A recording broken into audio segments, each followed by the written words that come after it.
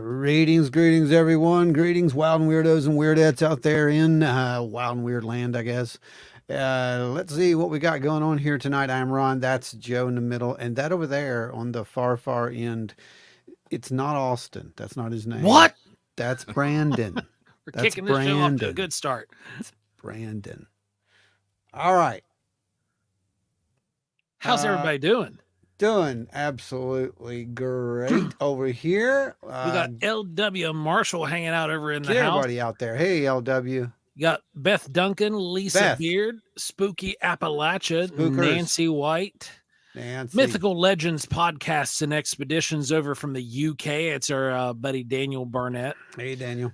Teresa Racer, Teresa. Fish Belly. Fish Belly. We're going to be, our audience might be a little low for the next little bit. I know a lot of our members are over there right now hanging out with Small Town Monsters Kickstarter at the moment. So you guys are fantastic. Oh, Larry Hose is in the house. What's Larry's up? Here. Chris is Coots, down what's there. going on, buddy? Missed anyone? Bill. Wild Bill says Bill. hurrah. So what? We got Wild Bill in the audience now. Hoorah, Wild Bill. What's going on, Bill? And yes, How's it guys, going, that is brother? that Wild Bill. How's it going, my brother? I hope everything's good up there. Hope you guys have made some progress. Keeping we're gonna- weird out there in Wandberry. Yeah. Keeping it weird out there in Wineberry. If you see any orbs, let me know. CJ Boker, what's going on? CJ. Kansas City. Good to have you with us tonight, man. All right. Well, let's keep them coming in, everybody. Let's get it out there, share it out there, and let's pack the house. We got some really cool stuff tonight. We're going to be talking a little bit first about some news and whatnot. Then we're going to talk about a little bit about some energy, vortices and places of energy and stuff like that. So if you have any stories, any accounts that you can think of where you've been out in, the woods or something and you kind of felt something there, or maybe you were near a rock and you felt more power to it or something, I don't know, but we're going to be talking about stuff like that because there's a lot of megaliths that were built on these types of areas and on the ley lines and these high energy areas. That's right. And a lot of people can find those with dowsing and whatnot as well. You can find those lines. I'm in the trackway. What's going on, buddy? The trackway. 8 o'clock's hopped in here too. Okay. Then we're going to be going over there's a really cool viewer account that was sent in, and we'll be going over that later on, and you don't want to miss that. That's a really an amazing story. All right. So, Brandon, how's things going on your end, man? Oh, just same old hectic kind of day. Oh, boy. I feel you. Hectic days. Let's see. Do we got Donna Hose in the house? Donna, thanks for joining us. Hello, Donna.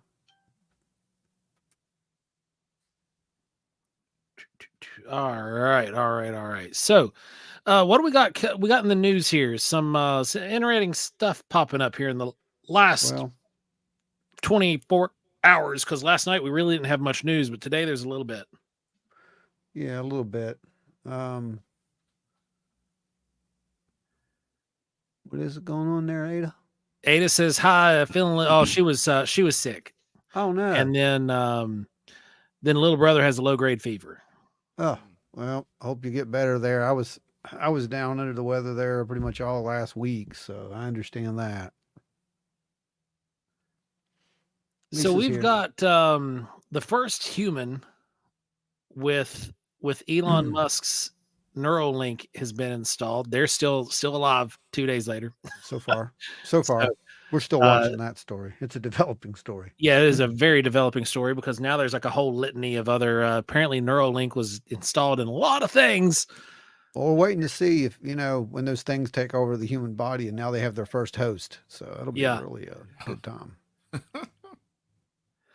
Good time. So okay, we're gonna save that one. We'll hold that one back there until we get to the main meat here. We've got another interesting thing. Have you guys seen the new 19 new spiral galaxies that have been discovered by the James Webb? Yeah, I saw that. It's cool. That one was pretty interesting. That's really cool. And apparently Chucky Schumer is pushing the disclosure harder, and kind of, as of today, seemed a little bit like he was stepping a little bit back from his previous A-style release methodology. Didn't it kind of seem like that? Kind of seemed like that, didn't it? Wonder what changed his mind, if anything. Yeah. Again, I think we're back to that timeline. I think there's he knows as well as everybody else that there's the some dinosaurs' age is over. Yeah, beyond their control. And regardless of what these defense contractors and the intelligence community want, the sooner this stuff comes out, probably the better. Yeah, they've already pretty much destroyed all trust, what was left in this procedure and in the government and whatnot. I think it's just ludicrous what they've done here, and the damage is going to be insane. So they might as well just cut and run at this point. Yeah.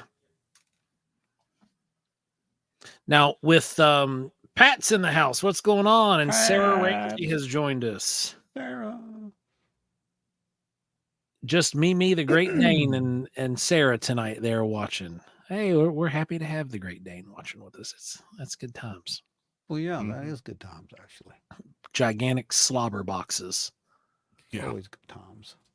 Always good times. Anita Allen's in the house. What's going on, Anita? Good to have you. All right, guys, keep sharing this out. We're trying to get some more people in here. So we've got some pretty cool announcements that have come out from CryptidCon.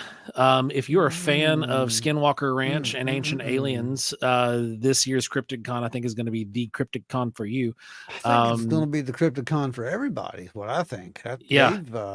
They've pretty much, boy, oh boy, they've nailed it.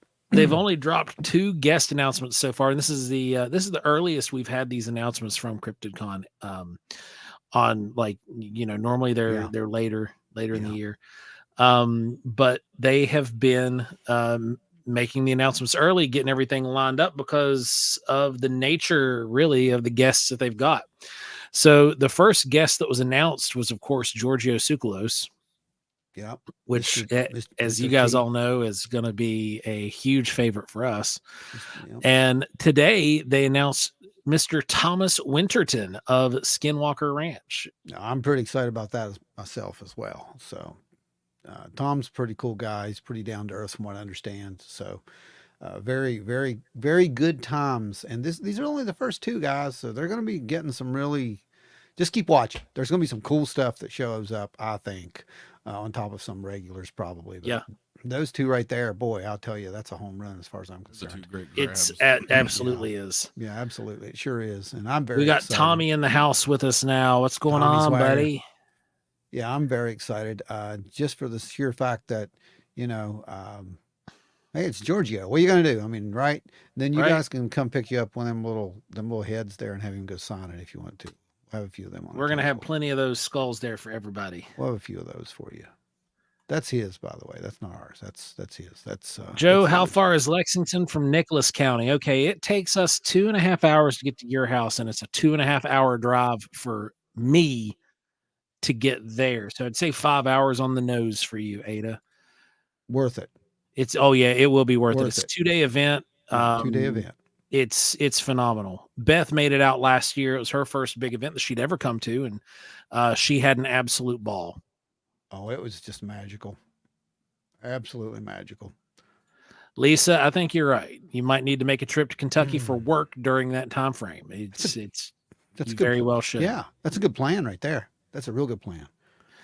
Ashley's in the house. What's going on, Ashley? Did you make it on time? I made it. Ashley, everyone. Good job, Ashley. Ashley, over there on Wednesday. We talk weird. All right, so let's go ahead. We're going to round off our folks that keep this show free for you all before we go too much further. Yeah, round them off. And this is our executive producers, Adam Good, L.W. Marshall, Teresa of Teresa's Haunted History of the Tri-State, Larry Hose, Ada Cox, Nancy White, Scott Holbrook, Tommy Swigger, Pat, and then our amazing super chatters who come in, week out, and help bolster everything is Dewey Edwards, Spooky Appalachia, Guitar Chains Craig, Travis Orednick, Jeffrey Steele, Russ Bailey, Chris Coots, Bigfoot, Littlefoot, Terry Summerfield, Sarah Ramsey, Julie Bug, Finding the Trackway, Donna Ho, Angie Breeden, Jen Clower, Jamie Snell, Ike Fauber, and Ashley Hilt of On Wednesdays We Talk Weird. Yay! Thank you guys. Thank you guys. You all are what keep everything rolling. Y'all keep the and lights on. has got the computer back on the desk where it belongs and fired up, running full tilt now. So we're back at full operation. Yeah, we're running. This is a fully operational machine now, so we're good. Jen said, hi, I met you at the Logan Bigfoot Festival through Trackway. Hey, how you doing, Jen? Good to have you on the show with us. I remember meeting and talking with you guys while we were there. Are you guys going to be coming up to there we go. Ohio Bigfoot? Ada Cox. Ada Cox. Meeping it free this time. She's meeping it free, everybody. Everybody, Ada just paid for the new your first preview of the all brand new Scott Daddy store.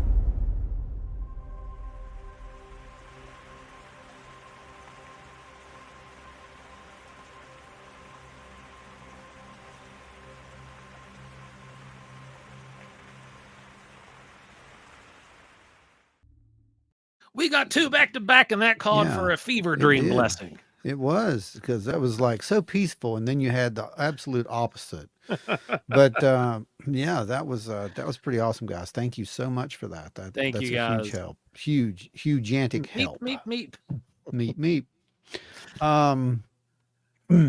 Yeah. So that was the that's the reign of the Sky Daddy storm, and it's very you can meditate with that, I believe, if you sit there long enough and just close your eyes and listen to the raindrops. Yeah. Or would it be the flesh drops? I don't know. It's whatever you want to make it. It's appropriate because I'm pretty sure there's some energy that comes out of that, right? It's raining Sky Daddy. Yes. Hallelujah. Yes, it is. I love relaxing Sky Daddy rain. See, I mean, that's what I'm talking about right there. So think about it for a second, just a second. Raining Sky Daddy followed by deep drama. I know, right? It was so contrast, Pat. It was just complete contrast to that, but whatever. All right. So, we still have the nonsense going on over there. They're still arguing about, the whole Wikipedia thing, by the way. That's still going on for you people who tuned in last week. You saw, some of the allegations that were being made over there, that they were pretty much just editing away UFO history. That's what they're doing. They're editing away UFO history. And I believe that there's some possibilities that they think that one of the editors may be a certain debunker that we won't mention, whose name that begins with the M and his last name begins with a W. But they think that it could be him, but that's just speculation at this point. Of course, there's nothing more than speculation. But if it turns out that that's the case, boy, this is just going to get weird. This is going to get bad real fast. It really will.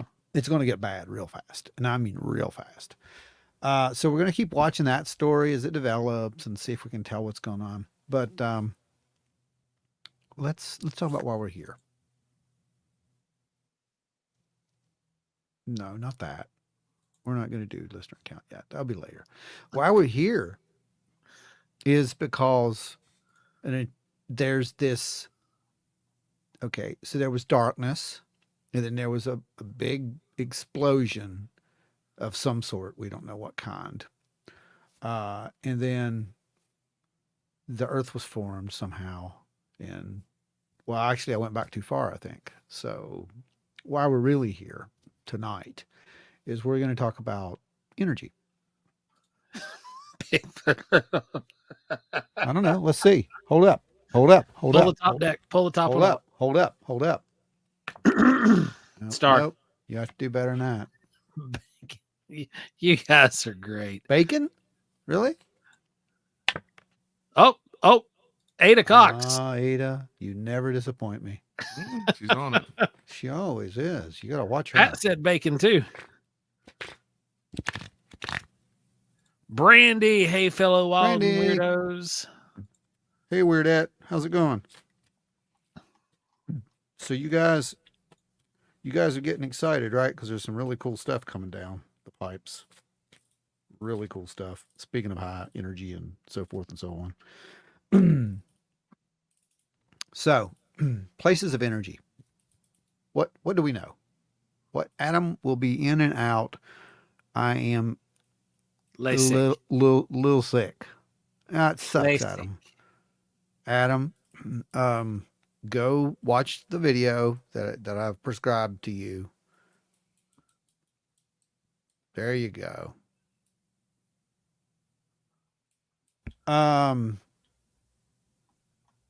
Places of energy, ley lines. What is it? What does it mean? Well, you're looking at a lot of possibilities here because nobody really truly 100% knows why or what, just that they are. They just are. Yeah. Some of them aren't always there either. Sometimes they just appear spontaneously. What is it? What is it, Brandon? Some of those ley lines aren't always there either. They just spontaneously fade away. They fade away. How do they do that, Brandon? That's what I've heard. No, some people say that sometimes they can feel them, sometimes they can't. Oh, okay. So do you think that's actually the lines, or do you think that's the people? I don't know. You know, I gotta imagine maybe there's peaks and valleys, just like with every other energy source. Well, you can imagine that. And some of these, some of these maps that they have out there, they're a little elaborate. Like there's some really complicated ley lines when you get into these people who actually go out and try to map this stuff and make it make sense. And it's all basically sacred geometry. That's what it comes down to, as far as I can find. But there does seem to be some kind of electromagnetic or something that's kind of, causing these energies in these places, and and there's a lot of thought and a lot of theories that says that, some of the ancient architects here on Earth actually built stuff based on where those lines were. Yeah, some people say that the pyramids in Egypt were built along those. Right. Especially the 3 great pyramids. Exactly. You got that. You've got mounds. Stonehenge. Yeah. So, yeah, exactly. There's so many different ones, stone circles, all that stuff. And sometimes they line up with, astronomical features as well. So it's really complicated when you get into that, because it's like, well, that shouldn't be, if we're talking about ley lines, then, and it's energy, then what does it have to do with, space? Yeah. I mean, it's a fair question. Isn't Stonehenge supposed to be where a couple of ley lines intersect or something like that? Yeah. Yeah, it is. It is supposed to be. I'm trying to find this one map. Here's one map. Let you see. Well, see that big mess? Yeah, and that's a map of the United States. Yeah. Yeah, I didn't realize there were that many. Yeah, I mean, some of them are just absolutely ridiculous. Hey, there's one going through Charleston. I see it. Yeah, yeah. So some of those are just absolutely ridiculous. And I will say this. Some of them could be water. Some of them could be mineral. Some of them could be, because all these things are detectable with various forms of dowsing, which, the ancients did do, and they still do. So there's something to be said about that. There could be mineral deposits that are there that have been picked up. There could be all kinds of stuff. I'd say this state is probably full of weird readings like that because of where we have that whole ocean under the state, and we have all that limestone and all the salt. Yeah, absolutely. And and not, just remember, in some of these places we've got, crystals out there So there's that. And crystals obviously can resonate certain frequencies as well. Men But in yeah, Black say, greetings, lower life forms. greetings, Men in Black. Greetings. Good to have you. Good to have you. Welcome back. It's another exciting week coming up on the weekend here. And Glastonbury and Sidonia are also locations where ley lines are intersecting, says Brandy. oh yeah. There's a lot of these sites that have, these intersecting lines, and yeah. it's long been thought that, even though ley lines was a, what was it, 19th century development, but the theory was that these ancient civilizations had an understanding of what these things were and what these lines were like, or that they were, linked up to um, some sort of mystical power source in a way to draw or harness those things. And it's really interesting because the only way I would think that these cultures that would be able to do that, especially let's just say the Maya or the Inca, Yeah. would be able to line things up along the same kind of chart as, say, the pyramids in Giza would be. That would be theoretically, unless they'd been there and they had a physical map where they could draw and say, we're going to make it right here because this is a straight line. But it's pretty interesting. It's very interesting. LW Marshall says, I've only been in one place where I felt the energy and the atmosphere was tangible, and it was Point Pleasant. Yeah. I've been in a few places. And sometimes there's actual energy there too. Like, as in actual energy, like power Electric. lines. Yeah, exactly. Teresa says, I don't think it fits traditional ley line definition, but there is a line of high strangeness following Route 2 all the way up the Ohio River.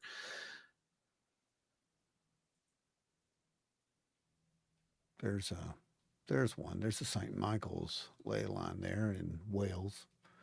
And literally what they've done is they've gone and they've drawn these lines through all these different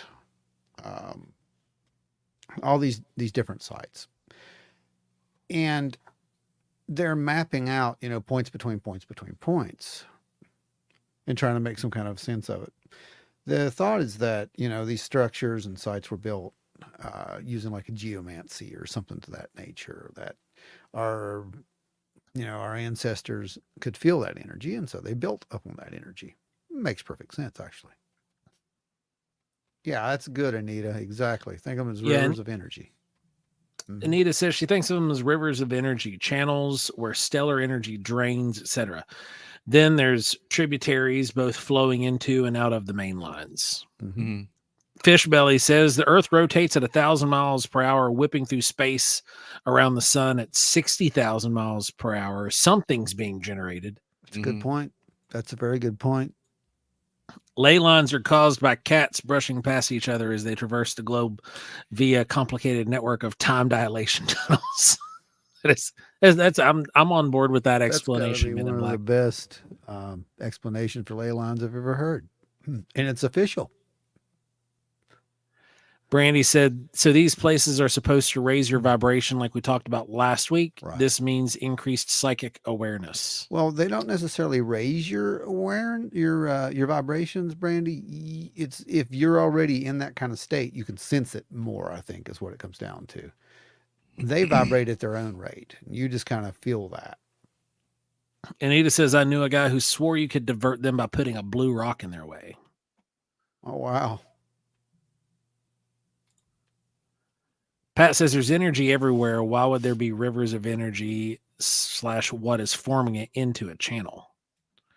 Go back and listen to last week's episode. And time will be the riverbanks. I think would be how that would work. Time sweep you to the riverbanks. That's good. LW Marshall says Could be, Ashley. I knew that this is talking about the feeling in Point Pleasant and the energy there.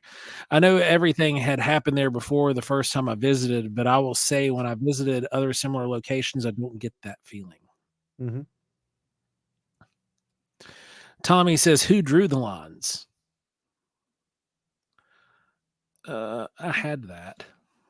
Well, it was the 20th centuries when they started kind of mapping them out, right? Like basically, Yeah. this is, and I think it started honestly over in Europe, if I remember right.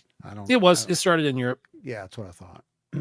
Yep, it was early 20th century. You get a lot of arguments. It's like late 19th, early 20th century Europe, where the ley line believers were basically mapped out everything using the existing globe at that point.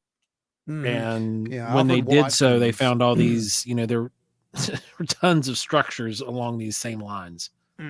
Alfred Watkins, I believe, is who kind of kicked it off. I think I was in the 1920s. Is when you're. Sarah Ramsey says, "Have you seen Roger Culty from Chinook tribe that what he has plotted out? It's mind blowing." I have not, Sarah. No. Do you have anything that you could send over to us?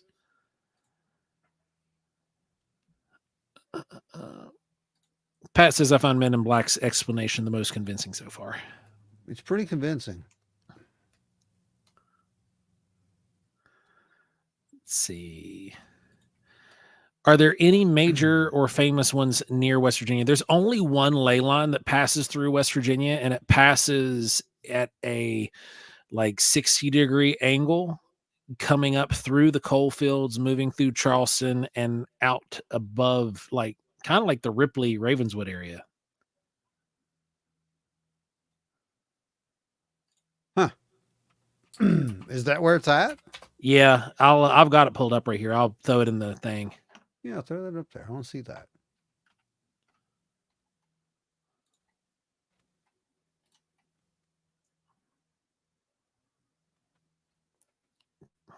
Find it somewhere other than Pinterest, stupid Google. Yep.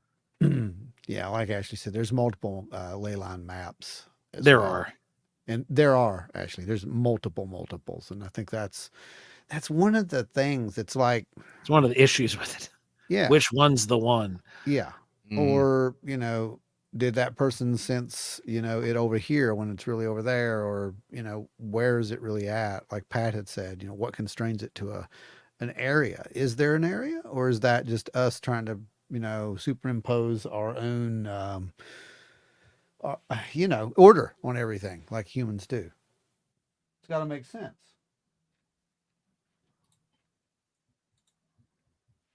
It's got to mean something.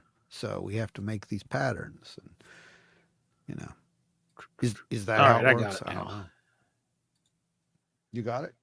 Yep, getting ready to throw it in the thing, and I'll bring it up. Bring it up.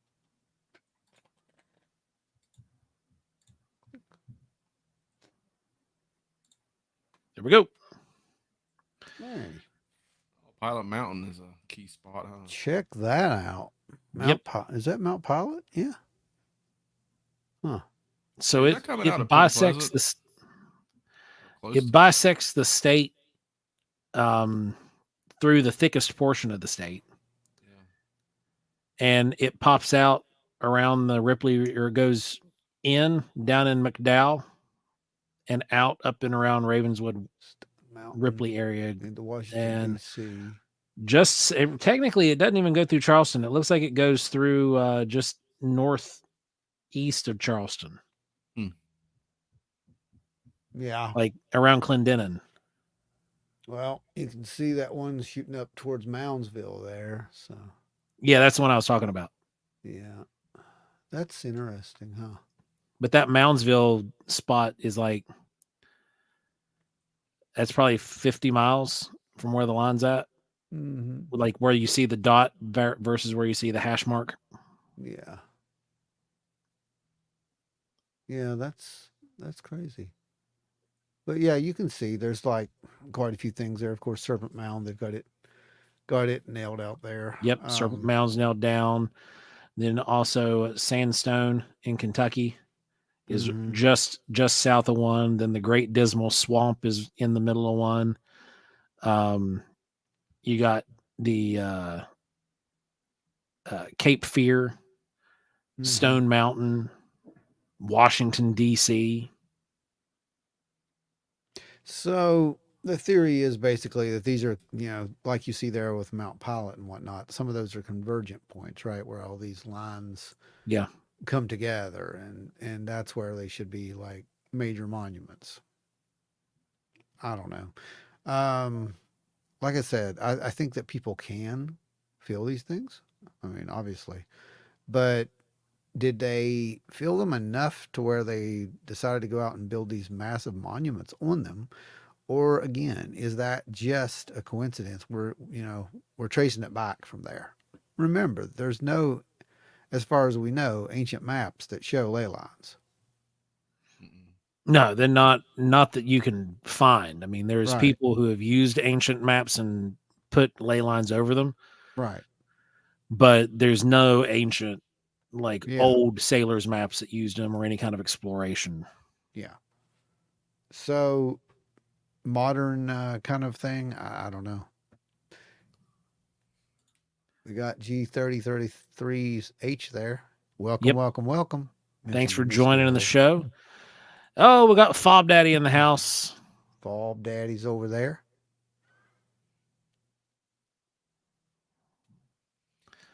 I think what people probably were trying to do with ley lines were they were trying to connect key spots that they can feel strange power or strange energy at and just trying to map it out. But I Right. don't think that's really how it works. I don't think they're actually connected. I think that people just did that Right. themselves. That's the human thing. That's what I'm saying. Yeah. Like, are we just like we have to put it down there because, we need to make it to make sense. We need the Bermuda Triangle. There you go. There's a Yeah. good example. That's what I'm trying to get at. Yeah, Ashley says that's my question. Are the lines based on the monuments or did the lines come Right. first? Right. Exactly. And honestly, like it seems like the monuments came first and then people mapped it out. Somebody sat and looked and started drawing like if oh my god, is like the guy where like the that meme that everybody sees where you've got the yarn map on the wall and he's just like listen and it's like all scattered because it is like I will say this, I mean, it is scattered. it is not difficult, okay? It is not I mean, difficult it's to draw a scattered. straight line. Yeah, like if you look at this. I mean, some of those aren't even straight, guys. No, they're running in an arch, but well, they're technically they're straight if you wrap them. I don't think they're trying to show. Are they trying to show curvature? Curvature. Maybe. Okay. Yeah. But the how do all the pyramids line up? That's one. We'll bring that one up here in a minute. That's good. Because that's part of all this. So That's good. With this, it's not hard to put a pin on a map where the pyramids are, for example, put a piece of yarn around it, and then make a straight line all the way to Serpent Mound. Mm-hmm. Okay, Right. that is not difficult. That's not hard. That's a straight line between 2 points. But when you have where it gets weird is when you have a straight line, like let's say one straight line that goes around, and you've got Stonehenge, and you've got you have all of these different structures in that straight line, and then you Like bring that? that straight line at an angle all the way around the globe, and you're hitting Teotihuacan. Yeah. And places like that, that's when I'm like, Then you have to and then wonder there's about more it. that goes around and it just completes a circle. Those are strange. Those are strange. I absolutely agree. And Pat, Pat's always one of the skeptics in the bunch, which is good. It's healthy, and meaningless random patterns just happen sometimes. They do, it can happen. But like with the amount of lining up, it is suspicious. Like to me, like I think it goes back to the star charting. I think they built their structures based on where the stars were during that time, and they cross over in the night sky at a certain location, and everybody else was seeing these fascinating formations in the sky as well, and they're like, we're going to build this underneath this. Right. So when Well, everybody does that, you would wind up with some kind of a pattern. it is true. But we also know that I'm trying to find one of these. one of these with the more easier to see It's not muddied by the other 30,000 Yeah. different ley line Yeah, sets. because if you look at them, you're just going to see that. I mean, there's just so many. Mhm. Here we go. There's the St. Michael's one. I want to just pull up here. There we go. This should work.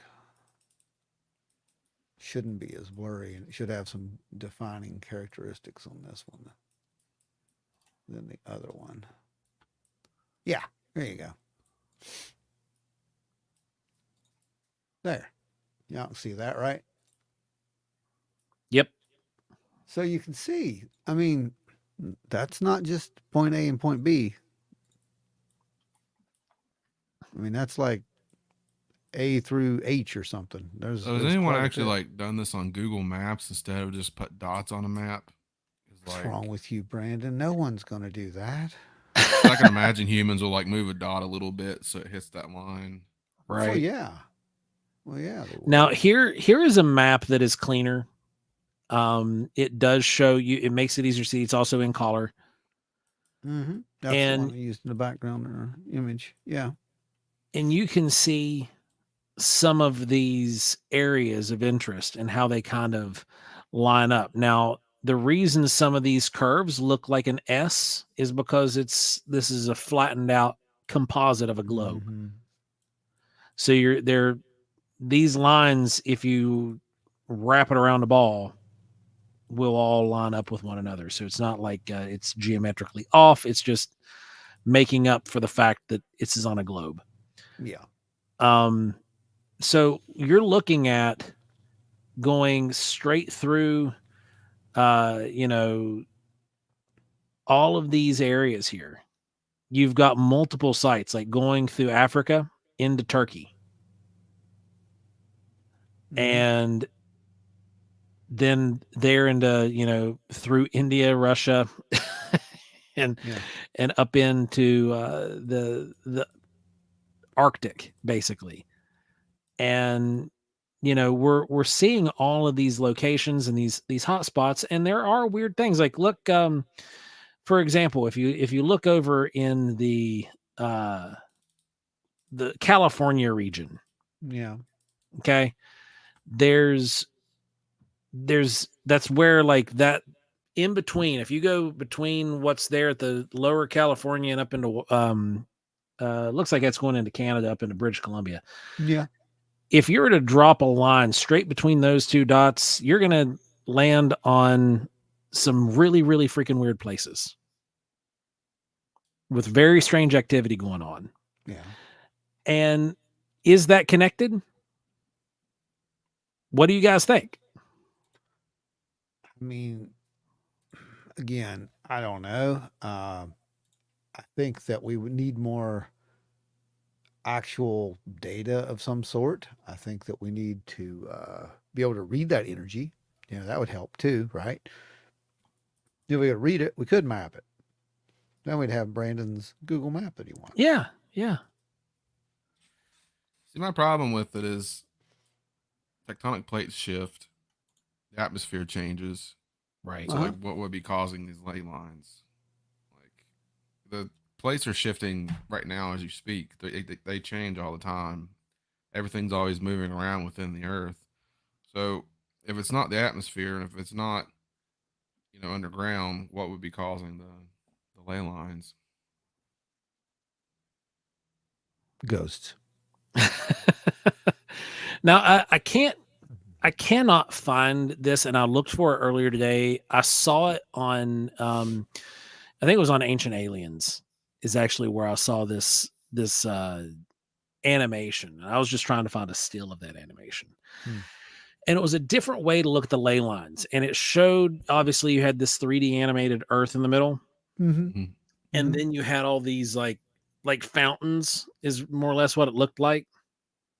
Okay. Like points where energy was ejecting Torus fields. Yes. I know what you're talking about. Yeah. And those seem to make way more sense than ley lines. Yeah, torus fields. That's what you're talking about. That's evidently that's how your body works as well. The torus field, right? To the north and south, your head and your feet. Yep. The poles and then the circular. Mm-hmm. You're basically like a magnet. It's just like Right. the same thing that you show when you take a magnet, you sprinkle the iron filings around it. You create that field. CJ Boker says, how does this Good question, line CJ. fit in the UFO connections? Yep. Nobody really knows. Allegedly, it does, but we don't really know how. That's the best answer to that. And we know that there are flux layers. We know that there's flux, which is magnetic layers all over the globe. We know this. We have equipment that lets us go out and measure that stuff. So, if we go out and we do, James Thompson got it. huh? When I was talking about the meme and the diagram. Oh, you found it. Yeah, he's a fan of Always Sunny. So if that's the case, then but the earth shifts, I can appreciate the search for a pattern. I do that. It's smart. I just can't say with confidence it means anything. Yeah. I mean, that's the whole thing. Things change. What is a ley line today may not have been a ley line 10,000 years ago when that monument was made, and vice versa. When that monument was made, maybe you could feel something there. You can't today. Pat says if it was based on stars, it would have a wobble in the line the same way that satellites orbiting the planet do, and wouldn't just be a straight line. That's right. There would be a wobble to it. Well, people like to make lines. I mean, here's a good one for you. There's your wobble, Pat. Well, that map right there shows hurricanes. Yeah. But if we use a little imagination, I mean, it seems like they're converging on a central area, doesn't it? Yep. If you look at it long enough. There's so this is what I'm. That's what there's I'm about 125-mile stretch where all that stuff comes together and just tears up shop. Yeah. Off the Carolinas. Like, screw everything from Myrtle Beach to Oak Island. Right off the coast of Carolina there's a hot spot. And that's true. I mean, so if we stare at these things long enough, we're going to see a pattern. That's what I brought it up there for. It has nothing to do with ley lines, but it's significant in that respect, I think.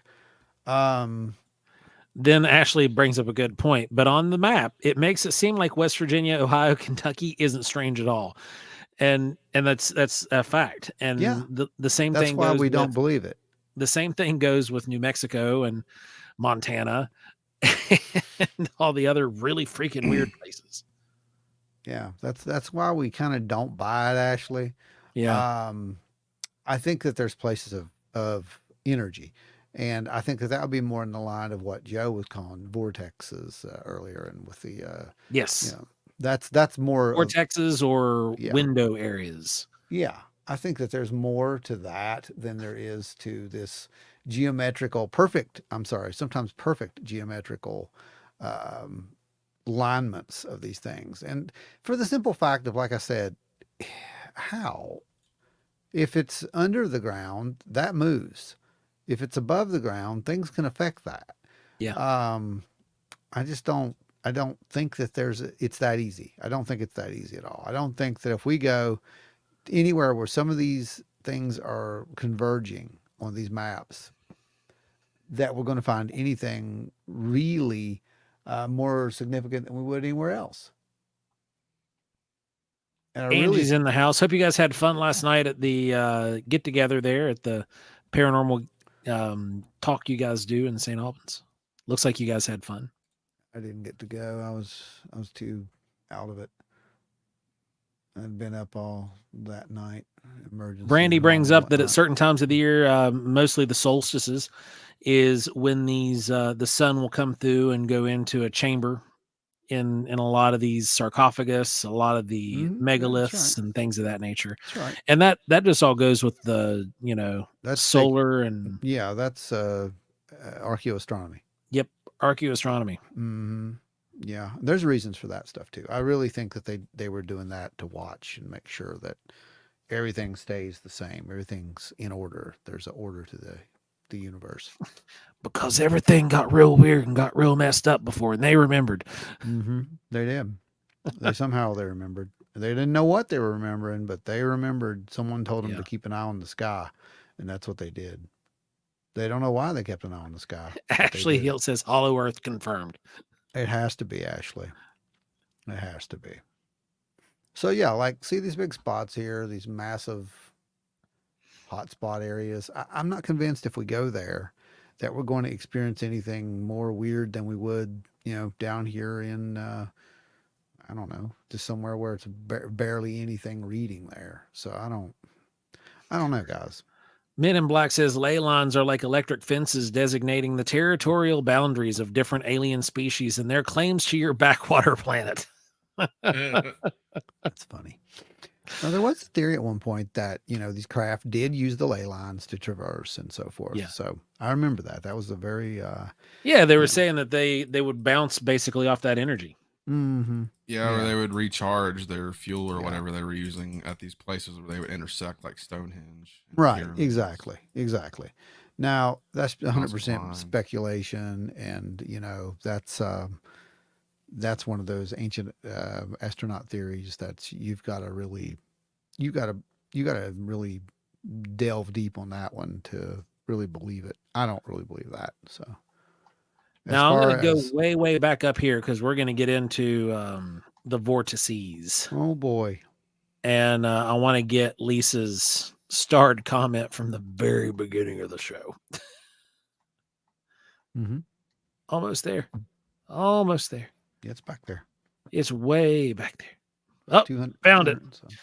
So Lisa says, as a kid, I always felt there was a gateway in the woods behind my house. It was about a mile back and had a creek on one side and a power line on the other. Now, a lot of these areas, like what she's talking about, those could be considered as window areas. Mm-hmm. They could be considered vortexes. Mm-hmm. And there's all sorts of bizarre and strange stuff that is claimed to happen around those areas. I mean, look at the Montana vortex, for example. That's the most famous one, I believe. I think everybody's, if you've watched any kind of paranormal TV or anything like that, you've seen the Montana vortex at least once or twice. So what do you guys make of that? I mean, like I said, I think that there are these areas where there's a torrid field of energy. That energy is, as far as I'm concerned, is Earth, Earth-based, Earth created. As the mantles are moving, there's a lot of material down there. It's moving around. So electromagnetic force is generated. There's some rocks in there, and certain rocks, and there's certain mineral and chemical compositions that could amplify those types of energies. So could they come out in one specific area? Yeah, sure they could. Because there are people in these vortexes who have claimed that they've seen large, hairy, bipedal, Bigfoot-like creatures just appear out of a portal and then disappear right back into it. They've seen the same thing with dog creatures, orbs, dinosaurs. They've seen it with humans that were dressed in very odd period-specific clothing. Right. There's also all kinds of other weird stuff that goes on there. If you haven't before, go check out the Montana vortex, because it's a weird place. It's a paranormal researcher wonderland. There's some weird stuff. And as far as it goes, someone had mentioned Point Pleasant. I guess, I mean, we were that time we were out there, the first time, we did get that weird wind, and I'm like, oh yeah, it's this wind. But the funny thing is, the wind wasn't blowing, and there it was, and it was just really eerie. Yep. And we all both said, we felt something. Yeah. But we didn't know what it was. Strange. Mm-hmm. Ashley says, I rode the vortex at Paramount's Kings Island in 1999. It certainly made me feel strange. I bet it did. I bet it did. Well, we do know that there are these places, like I said. And there are concentrations of orbs, apparition type sightings, and just any number of paranormal phenomena in those areas. So Sarah says, okay, take this for what it is, but people came to our house before and said that we had a negative vortex in our property. Is there such a thing? I don't know. Like this area where you live, though, Sarah, is negatively charged. Like if you look at it on a magnetic spectrum, it's a negatively charged area. So it's negative polarity. Yeah. Yeah, negative polarity. So I mean, that might be what they mean. Maybe. But there are people who believe that there are, like you said, Joe, these window spots or just particular small areas where this energy is, and they call it good or bad for whatever reason. I don't know, because I don't think there is such a thing as good or bad energy. Energy is just energy. If I go and turn on my, my light, that's just energy. If I take that light and I turn it into a ray gun and I start trying to blast a city with it, now it's, now it's negative energy to the people in the city. But maybe I enjoyed blowing the city up or something. I don't know. So, think about it like that. It's your city destroyinator there, and you just fired it up, and poof, the city's gone. The You're happy. Destroyinator. That's it. The destroyinator. Yeah. So the whole city's gone, and the people in the city were probably thinking that's pretty evil. But you're probably like, you know what I mean? So Right. it's kind of perspective. That's what I'm getting at. That's just a weird way of putting it, but it's all I mean, perspective. it's like people pouring the molten aluminum into an ant's nest. Yeah, exactly. It's beautiful And then, art. like, It's Armageddon to the ants. yeah, it's pulled out of the ground and sold for a few $100 as art for a table piece, but the ants are like, no. Yeah, I mean that's true. So it's kind of Beth says perspective. there has to be some type of vortex here. There absolutely is a vortex there, and that's at Wineberry. Yeah. For you folks who don't know, there's definitely some kind of vortex there. We've pretty much determined that. We've had at this point we picked up signals. At this point, we picked up EM radiation. We picked up actual radiation. We picked up just darn near everything from apparitions to shadows to orbs. Yeah, we really have. And then the stuff that Beth's pulled off those game cams is wild. So Ashley says, no, but really, we discussed on our recent Time Travelers episode about how some ghosts in period clothing could be victim to these time slips. Yes. That's right. And we also spoke about that on last week's episode as well with our time and dimensional space episode. Yeah, that was with Mike Ricksecker there. Yep, Mike Ricksecker. He was the one, and he was giving us some really good great examples of how exactly what you said could happen. In one case was the guy who saw himself. I guess he projected back in time or something to himself as a kid, and he recognized that later on in life. He was like, "Oh, I was the ghost that I saw in my kitchen." Like, wow, that's crazy. But yeah, that was just a wild episode right there. That was weird. Speaking about that energy area that Lisa was mentioning, she dreamed that many times if you stepped over the log that was at the base of the gate, that you went to a time in the past. Did you do it? And if not, why? I totally would. Yeah. Oh, totally. Yeah. I know. I've done that before, so it's probably how I ended up here. I had a very successful life in the other universe, I think. So Angie made a comment above talking about the ley lines about right here. Somewhere in time, I read about our mounds were built on ley lines. There were some people that theorized some of that. Speculation. I've got a map of all of the mounds in the region. There's definitely a pattern, but it's not any that we can attribute to anything. The only pattern really is just that they're all along bodies of water. No, there's actually a pattern in some, especially the ones in Ohio area. The ones in our area are different. Yeah, the ones in Ohio are very patterned out. They're almost mapped out like a star chart. They are a star chart. And the ones that were here are like Brandon mentioned, they're all along bodies of water. And they were really just like, I mean, there were hundreds in this area. Oh yeah. The ones in the Dunbar, South Charleston area were a star chart too. They were. The ones it's wasn't the one in South Charleston, but the one over on Dunbar, like you had said, the Shawnee, and there was like 14 other right there, and they were set up under stars. Mm-hmm. But the one in South Charleston was kind of a standalone. It was that one and the one over in the cemetery. It doesn't have a name. It's just the cemetery mound. Mm-hmm. Pat says, I want to believe, but I'm not seeing anything convincing for ley lines. Weird stuff happens everywhere all the time. Is there any ley line running through Skinwalker Ranch? According to that map, I didn't see anything there. Well, I think if we looked long enough, we'd probably find a different map that said, yeah.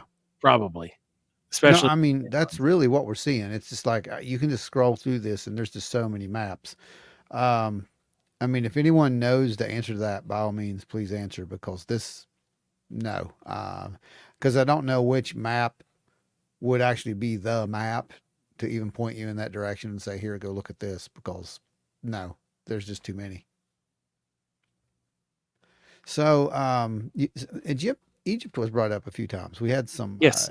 Egyptian pyramid questions there at one point. And, you know, there has been a lot of speculation about this, but it does appear that no, they're not just random placements, that they were put there for a reason in the spot that they were put. And then you get all the other monuments that are around it and in relation to the Nile itself. There's been speculation that they were literally trying to build a gigantic map of the heavens, that they were trying to create this as above so below kind of thing, you know, that whole thing, you know.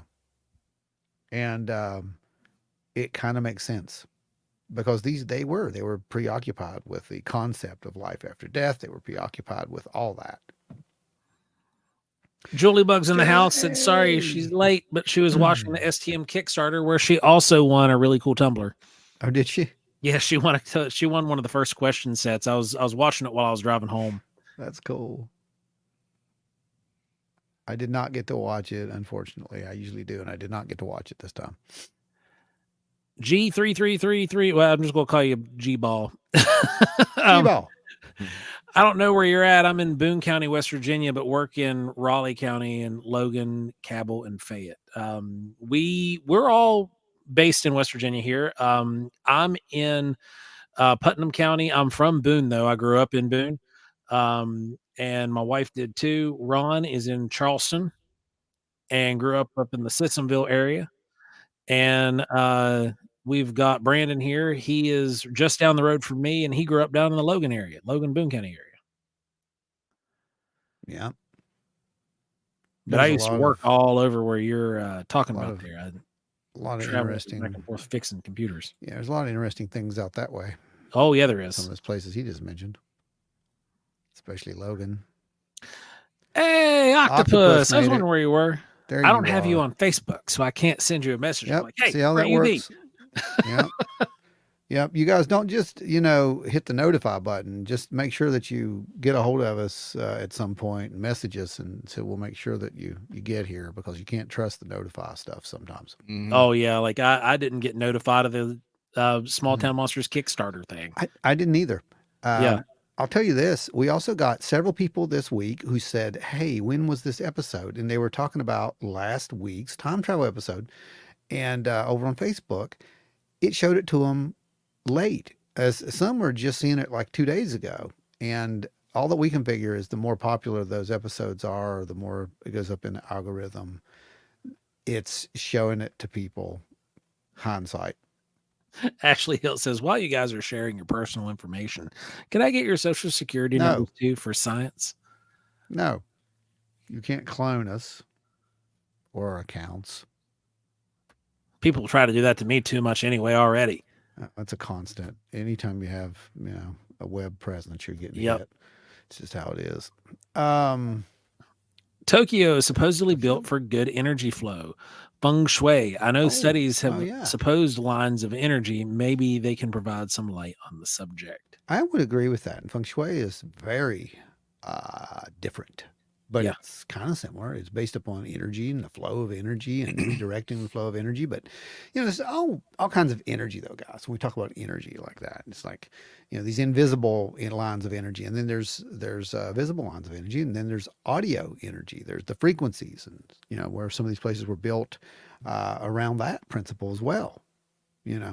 I think that it all is sort of related, but I'm not willing to say that I can sit down and draw you a map and tell you, yeah, go over to this spot because, everybody's been going to that spot for, 1,000 years. Yeah. I mean, I felt something there. Did you? Or, I'll go back into the time thing. Maybe you're feeling it because everybody thinks that if they go there, they feel something. Yep. Like if you go there blind, would you entanglement. still feel it? Yeah, right. I don't know. I mean, that's a If good you test. didn't know that it was a sacred site, would you still feel it as a sacred site? Right. Exactly. So have any of you guys ever experienced anything kind of like that? Like just been out there and you, I don't know, found a certain rock or something and it just kind of feels different? Teresa says, I think I can get behind geopathic stress more than feng shui. It at least sounds more scientific. That's funny. I think feng shui is more of a conditioning of yourself. It's been proven that a less cluttered environment is very much more conductive to um, health in general. It's less stress, so it's a lot better. And some of the primary, methodologies of feng shui really is about that. It's about Balance. balance. Mm-hmm. Yeah, feng shui was one of the things that I was forced to learn. Working for one of my previous employers, it made my office a very boring place. But I did have a neat little sand. Yeah. I had one of those little. I can't remember what the names are for them now, but they're basically a stone garden. Yep. And I had one of those on my desk, and I had a live bonsai, which had I not quit the way I did, I probably would still have those things. But I was, yeah, we'll leave it there. That's terrible. Terrible. But yeah, it's a really interesting principle, and I can't say that it made me work any better. Yeah. In the office. Yeah. But Like I said, I think it has to do with how you interpret energy. I think it has to do with what energy means to you as well. It's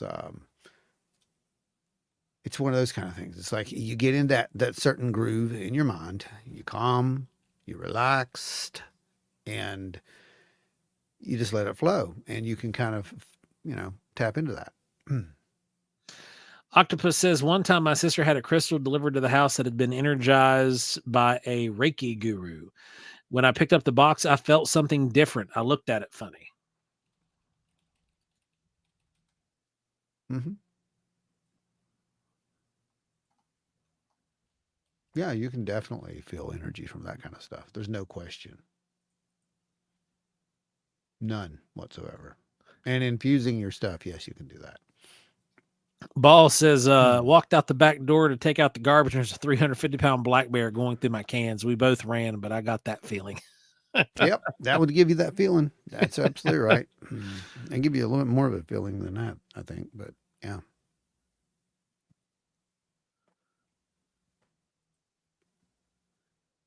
Oh, man. Brandy says feng shui is about good energy flow. Yes.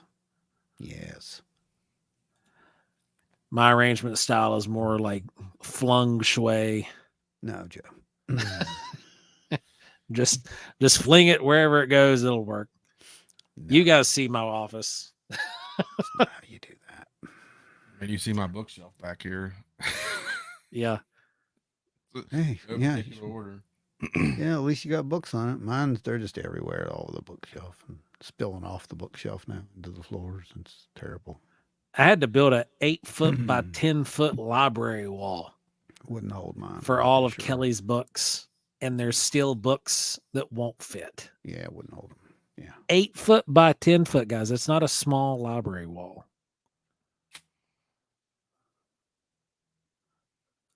Yeah, Angie, exactly. Flung shui. That's me. That's how I practice it. Flung shui. That's just funny.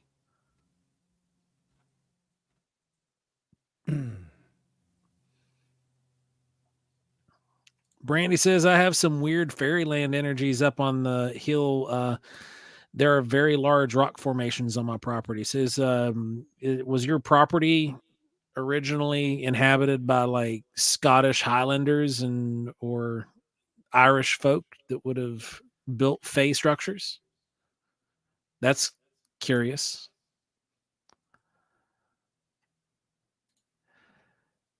Sarah Ramsey says there's a place over in Pinch that you can feel yourself driving into it and back out. Big circle area near the reunion grounds.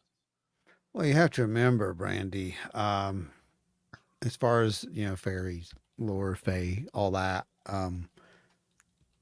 those are words. And yeah, the natives around here, they were pretty aware of, the little people and whatnot. So there's a very good possibility that there's something to all that. There's also like on top of some of the mountains, there's these weird little stone structures that look just like a pile of rocks, but they're arranged in a certain way. Yeah. And I can't ever. I've done research on it, and I can't figure out why they would do that. Well, they didn't. A lot of those are deposits from massive amounts of glacial deposits, I believe. Yeah, the you're talking about the tea tables and such that are across the ridge lines. Now some are. No, it's like these little. They're not even like big. They're like maybe like 10 foot across at the biggest, and they'll have like a little pile of stones arranged in a certain way on top of that flat stone, like they're there for a purpose. Huh. Oh, really that's interesting. wild. I've seen them on several mountaintops. Well, you probably shouldn't go near them. Or maybe just jump right in the middle. I don't know.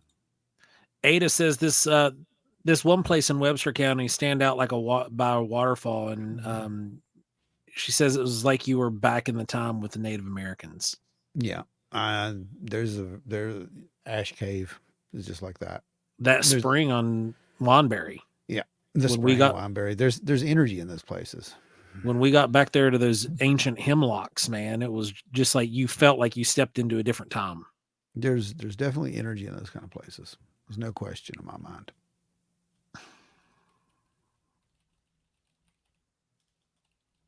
I've been in a few places like that, and it's pretty amazing. Little baby. Yeah, Teresa, it does kind of sound like that's what Brandon was sort of describing, but it almost the ones he was mentioning almost seemed more ritualistic. Yeah, it's like they went up there for something. They probably did, man. You're lucky you came back alive. I remember seeing one. It was just on some random coal mine property that me and Dad went to go hunt on, and we got to the very top, and there was one up there, and I remember just looking at it. It doesn't seem like a natural thing. It looks like it was done there by humans for something. That's the problem right there. Humans. So, folks, remember to slap that like button like it owes you money. If you are out there watching, slap that like button for us. I keep forgetting that. And share it with your friends. Tell some people about the show. Tell them what's going on. Yeah, and do that.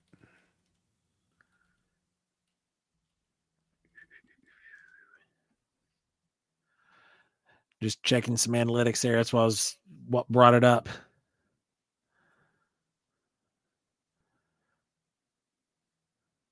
Okay, there's that. Okay, there we are. Brought us back up here. Okay, so yeah, just keep smashing and sharing and all that stuff, guys. Pat says I'm going to set up traps for the fae that live in the rocks behind my house. No squatters' rights for them. All right, Lisa, you have a good night. Hopefully your morning starts off well for you. Yes, absolutely. Well, let's get over to this story, shall we? It's interesting. And Ashley says, so is there a date with a certain man of the moth variety? There is. We have it, but we're going to announce it next week because a lot of our crowd was over on the STM Kickstarter videos, and we want to make sure everybody in the group gets in on it. Well, I've got to have the web page up too. So we're literally going to launch it right then. Yeah. So for everybody's here, how it's going to work, we'll do a dry run right now. Okay. Here's how it's going to work. We'll say, here's the date. Bing. There'll be a big, thing here, right here with all of us. Our faces will disappear and it'll show you what is going to happen. And it'll have the price and all that fun stuff. And then it's going to say website now open. So what you're going to do then is go over here in your other little tab. You're going to click that up there and you're going to go to www.wildandweirdwv.com and you're going to see dates announced, special announcement. You click on that and it's going to take you over to where you can get your tickets. And then you're going to come right back over here and we're going to finish this out. So it'll all happen in real time. And I do believe that we'll probably sell out just like that. So it's going to be cool, guys. I wish I could tell you more, but I can't. It's just going to be really, really, really, really cool. And you're going to be so happy. Yeah, because there's stuff that we're not even going to tell you until you get there. There's stuff that's happened that we didn't even plan. It's just going to be epic is what's going to happen. And it just kind of happened because, it happened because it was supposed to. That's all I can say about it. It was really, really fun. It's really cool stuff. So G-Ball says, have you ever explored Braxton County, Flatwoods, or Moundsville? Yes to Braxton County and Flatwoods. No to Moundsville. I've been to Moundsville, but I've not done any kind of exploring. No. Anybody else? Not me. Men in Black says, do not hit, slap, or otherwise disturb the like button. Do not help these guys. They are disinformation agents. Trust us. That's priceless. So, Joe, you said there's a little tab there, listeners' tales or something. Why don't you go ahead and hit that because I'm going to go ahead and pull this up and we're going to go over this. Yeah, we're going to go over this because this is a really just a cool story. It's one of those stories, you guys can send in yourself, just like we had this viewer here do it. And it's a true story. We get a lot of these, by the way. We just don't have permission to read a lot of them. And this one, they didn't care. So I'm going to read this to you. This was the one from one of our listeners, right? Yes, this is a listener. Yeah. We live in a valley, not a town. Closest town to Kingsman, Arizona, 14 miles northeast of us. Small unincorporated county area, 10 miles north of us, known as Golden Valley. We were situated in the valley with the Black Mountains west, Hulapia Mountain due east, Surbat Mountain northeast. From our place, you could clearly see the mountain ranges. We've traveled over the Blacks to an area known as Fort Mojave, south of Bullhead City, Arizona, north of Needles, California, visiting friends. We had 2 very definite spaces of missing time this day, as well as some strange anomalies. Now, pay attention to these anomalies because this is really unique. The first in an area of Riviera between Fort Mojave, the second at the gate leading into the property approximately 40 miles from the place of the first encounter and probably 6 hours later with the missing time incident. It's hard to pin down the time exactly, but at approximately 4 p.m., we had left our friend's house and arrived for a potluck dinner and meeting at a club in Riviera. We sat at a table amongst many people, possibly as many as 30. We were waiting for our dinner to start at 5. Only dinner never came. We never left our seats. We were waiting for 5 o'clock to come, and suddenly they were starting the meeting. We asked about the dinner, and they said dinner was over. Everybody had already eaten, and everything was cleaned up. It was 7 p.m. now. We never ate dinner.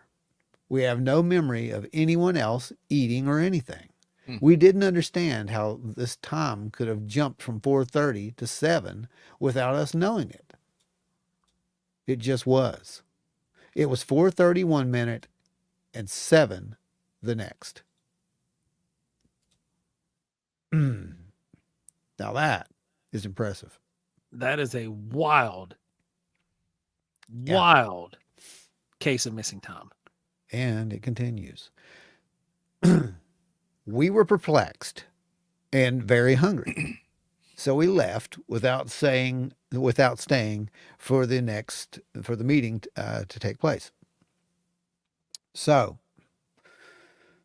on the Highway 95, east of 68, way home. But first, we went into a casino in Laughlin to eat. Then we went for home, but stopped at a truck stop in Kingman to use the restroom. We had run into some friends and stayed for coffee with them for a while. After 11 p.m., we went straight home from there.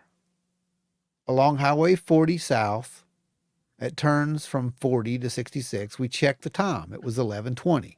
When we got to our turn, heading about 1/10 of a mile from the entrance to the property, we both saw a very intense, bright orange orb to the north. It was so intense, Paul said it looked like it was coming from the New England mine, which was on the Serbert mountainside, about 15 to 20 miles northeast of where we were. But you could see it off in the distance very clearly because it was nighttime and the light was so bright. It was definitely not from a fire. It was a circle, a very bright orange circle. Paul pulled up to our gate and stopped to get out and opened the gate. But we sat there for a couple of minutes. And I mean, just a couple of minutes, staring at the big orange ball of light, trying to figure out what it was. Well, suddenly Paul said, "Damn it, my phone is messed up." His phone said 1:30 a.m.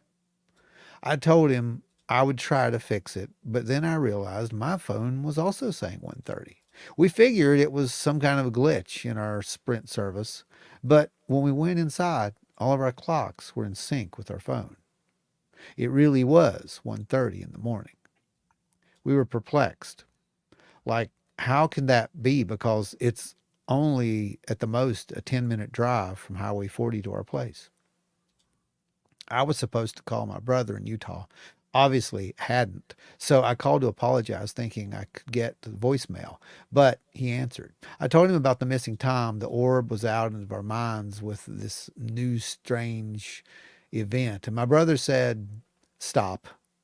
He called my brother Mike into the room, put his phone on speaker, and said, "Mikey, I want you to hear what Donna says.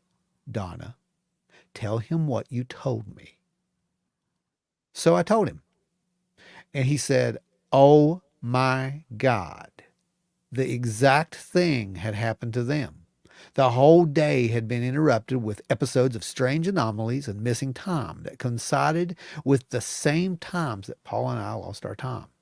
Yet we were in Arizona and they were in Salt Lake City, Utah. I have I have no words for this. This is one of the coolest cases that I think we've ever been sent. Um, it's amazing. I don't know. I mean, you've got missing time, you've got a little bit of everything. Yeah. It's high And strangeness wrapped into a yeah, nice little bundle there. yeah, exactly. And yes, I have permission to give the information on that. That was Donna Ho's account, and that was from 2004, I believe. I think is where that was from. Thanks for But sending that account over, thank you Donna. so much. Just an amazing account. I followed up with a few questions. I wanted to know, what she was thinking before that and whatnot. But of course, it's been so long. Who would know? But we both kind of agreed you were probably thinking about, well, I'm hungry. um, and it's just an amazing case. The fact that you have missing time in multiple locations, and it just kept getting weirder, like Teresa just said. This is the kind of thing that Mike told us.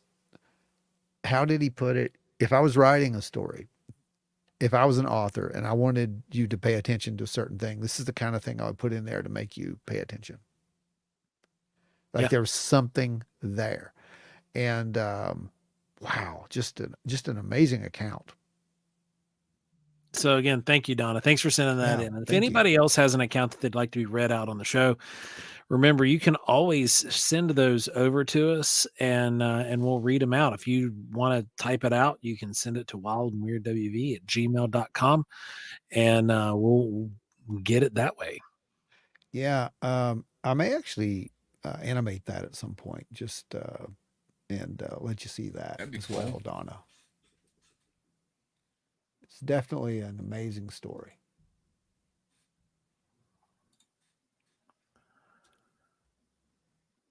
I believe it was 2004. Let me check for you. Yeah, Brandy. Let's see. It was, 2004.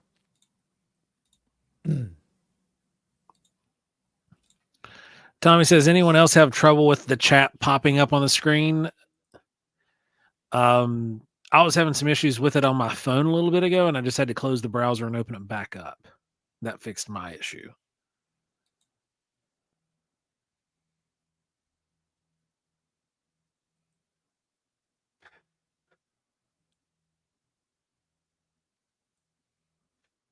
Yeah, there you go. I have kind of the opposite when I really need to get somewhere and I'm leaving too late to get there on time. I somehow get there a little early. I wish that was my case, man. Yeah. I feel like I'm running 1,000 miles trying to get out of the house and then still barely make it there on time. But I think kids have the majority of to do with that. Because when I'm going somewhere with just me, it's not an issue.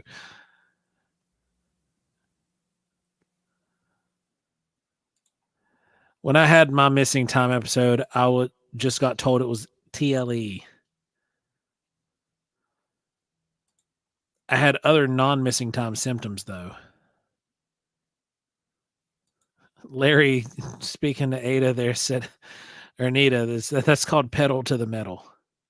I think the thing with missing time, all that, and if you think you've had a contact type experience, really, the best advice is just research, and it'll take years for you to figure that out, even if you ever do figure it out, honestly.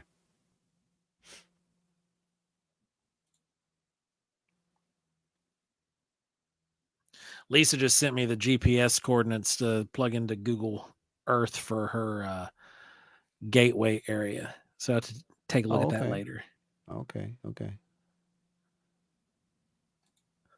Angie says you can have kids or be punctual. You can't have both. That's a fact.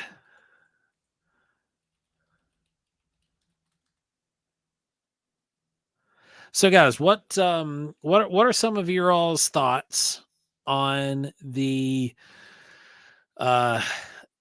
portal stuff? You know, we've talked about portals, we've talked about gateways and things like that in the past, and since we're talking about the ley lines and vortexes and stuff, the vortexes and portals seem to kind of almost go hand in hand, at least with what a lot of people refer to portals as, you know.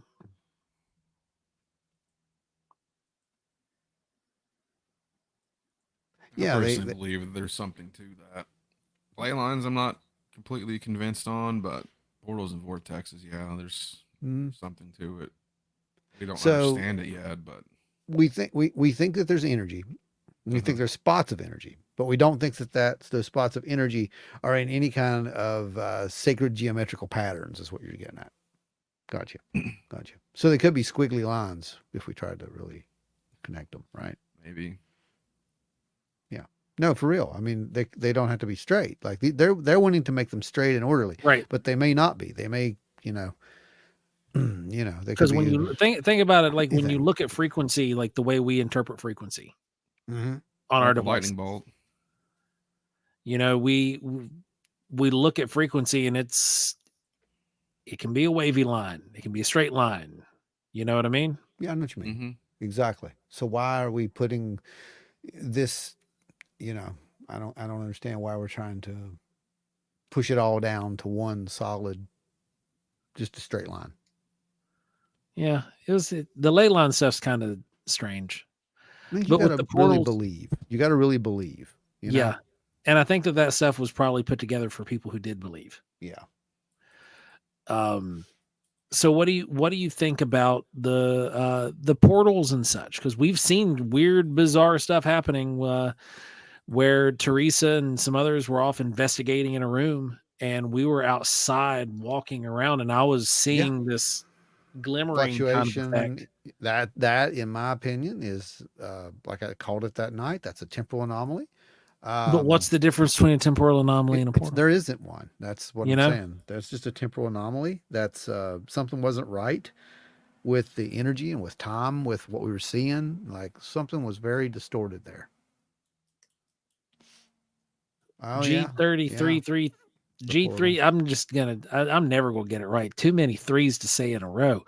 Saw that portal on television on the History Channel on Skinwalker Ranch. Yeah, that was a really, really trippy image that they put up there. Like, it's real. It happened. They collected too much data for it, Well, there's and there it something. was. There's something.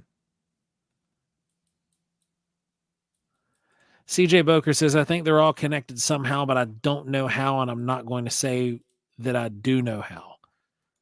I think that's the safest bet. That's a good way to put it. Octopus says, I agree with you guys on this stuff too. One step closer to building the cult. We're almost there. Ha ha. Ha ha. I think Adam beat us to it. Brandy says, I believe the portals are energy spots. I also believe that they only open up certain times of the year. Or years, Brandy. It may be years before, there's an adequate charge or something there. We don't know.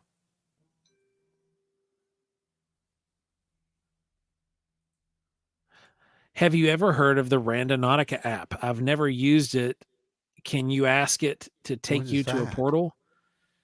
I've heard of it. It can. Yeah, but I've played with it. It was weird. 2020 was a weird time, and I had a whole lot of free time on my hands because what is it?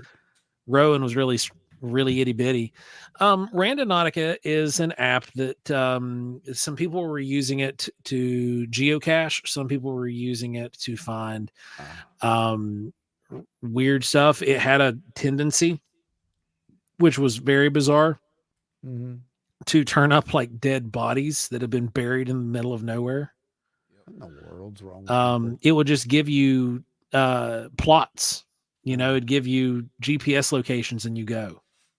Think of it like Randonautica was the Ovilus of geocaching kind of stuff. Right, you wouldn't know what was going to be there, and it didn't either. It just gave you a random set of numbers, and you went to that GPS location, you seen what was there. And a lot of people were finding really weird stuff. Some of them were finding ancient, like old, no, I say ancient, it's very, very old homesteads, like original homesteads from settlers. Some people were going out and finding things like there was one dude that went out and he found like this massive is like 12-point buck, but it was like super duper widespread, and its skull and antlers were just hanging from a tree. Yeah.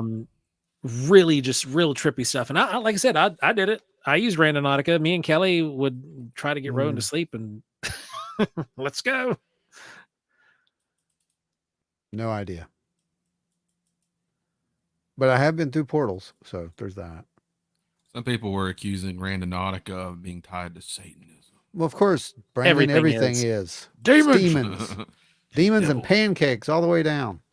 Anita says there's a lot of confusion as to what the definitions are, but they're legit. I think portals are maybe a stable wormhole or some kind of Ryman's cut. Oh Lord, don't say stable wormhole. Tony's here. You brought it on yourself. Oh man. Ada says time warps have a lot of energy. Well, yeah, they would have to warp time, right? I mean, last time I did the time warp, I did it again and again and again. Did you? Again and again? Yep. Men in Black says, again, stay away from the orifices. Oh, do we have to put baby gates around these things? Probably. Ashley says, I've used Randonautica. I really like it, actually, but there's a learning curve. There is. G-Ball said, I saw Zach Baggin go into a portal room and ran out scared to death from the spirits. Sure, he that's did. Every episode of that show ever. Pretty much, yeah. Let's go hunt ghosts and then scream when they show up. And then fight them. Something that we never did. I guess we did it wrong. Angie asked Ashley, did you find anything cool? Ashley said, sometimes, most of the time, no, but we've had some really cool stuff happen. Nothing extreme, though.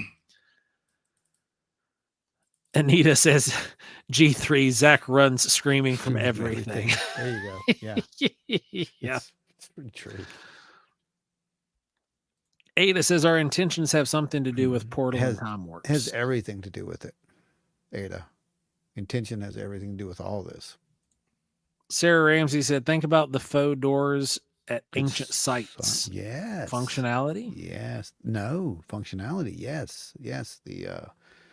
Yeah. The door to the what was it? The door to the sun, I think. Is that what the name was? I can't remember. Gateway to the Sun. That's it. You mean the giant store? No, that's not real, Brandon. Teresa says, I played Randonautica a few times, kept taking us to water towers. Yeah, when I did it, when we first moved in here, it wanted me to go pretty much on the other side of the interstate, right beside the guardrail. But I never did go over there to look to see what was over there. Angie said, I heard Randonautica was affected by your intentions. Probably about as much as AI could be affected by intent. Yeah. Right. It is weird, though. Like, I'll say that is real weird. Ike says, I told my computer I needed a break, and now it won't stop sending me vacation ads. Yeah, you got to watch it, bud. Well, when you guys watch the show tomorrow, at the end of the show, Ron and I talked about some stuff that was, you ain't going to catch this part. Yeah. This was actually off recording. Now it was off recording. Yeah. But my phone was setting right here where it's at right now, and it overheard our conversation and was feeding me all kinds of ads for model kit building stuff. Absolutely no reason for that. Yeah, and Ron never mentioned the brand, and it actually took me to the brand. That's right. I never mentioned the brand at all. Yeah. I only described the light, and that was all I had to do. Yep. I think Ron has a Neuralink. Tony says, we're now giving Grush bucks to new members of the Grush Davidians. Join today. That's right. Make sure that you do join the movement. Yep, you beat me to it. Good job. Make sure you join the movement and drop $1 in the coffer for Brother Grush. No, I'm kidding. Don't do that. Hallelujah. Brother Grush is not going to get a penny of. No, Brother Grush gets not a penny of that. So don't. Everything that we get goes into this. So thank you. It's just finding the trackway says it's just a step to the left and then a hop to the right. Jeez, no. It allegedly is talking about the intention thing. It allegedly is you must manifest the type of experience you want to have, and then that's how Randonautica decides where to take you. It's basically activating synchronicity. How's it do that? We could activate our own Hellier TV show, Ashley. So if I download this app, my phone will start reading my mind and creating reality. Is that what you're telling me? I think it already does that. I'm so going to create some reality. You're all messed. This is going to be fun. So no money for the pancake dinner? I'll make the pancake dinner. I'll even use your barley recipe, Tony. You're going to have to make some barley pancakes for the Point Pleasant thing, just for the inside joke. Ashley says, hey, they make tons of money. I'm here for it. Me too, sister. Let's do it. What, pancake dinner? You know, the four of us probably could make a really good TV show about absolutely nothing at all. Well, we make a pretty darn good podcast about it. No. Right? Seinfeld 2.0. Oh, that was too much fun. I had too much fun there. Angie said to make demon pancakes. Yes. I just need some orphan blood. Oh, God. Oh, dear God. Well, don't let Ron create reality. Humanity isn't ready for it. This is going to pay for some pancakes. Hey, Larry.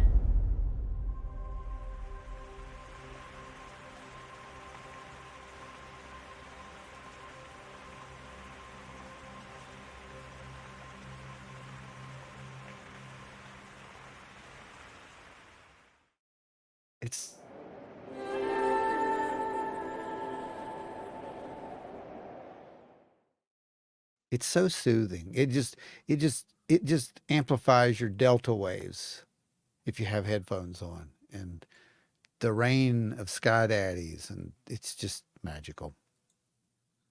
G3 said I saw a blue orb near Gate City, Virginia one night several years back. Tell us about that, man. Now we're talking. Now we're talking. We I don't know if you're familiar with us. I know you're asking where we were from and all that stuff earlier, but we're actually investigators. We're not just podcast hosts and show hosts. We actually go out in the field. We were Bigfoot researchers of the year for 2022, and we've been featured in a ton of docuseries, documentary kind of stuff as well. Believe it or not, we're professionals. Yeah, right. Scary, right? So, like, tell us about it, man. Like, we actually investigate the orb phenomena. UAPs, orbs. Anita says, Larry for the win. Ike wants yellow slaw with his barley pancakes. Ugh. That's disgusting. But I'll do second that yellow slaw. CJ says demon pancakes with Mississippi black coffee. Let me show you why people think that Randonautica is associated. Are you really going to do this? You see the little. No, the demons have blurred the screen, so it's obviously real. It's pure white. The new logo they have has an owl's face on it. Well, that was the old logo. Like, the original logo was just an owl. So, ooh, yeah, it was like a black background with a golden owl head on it. Owls have always been good for me. I'm sorry.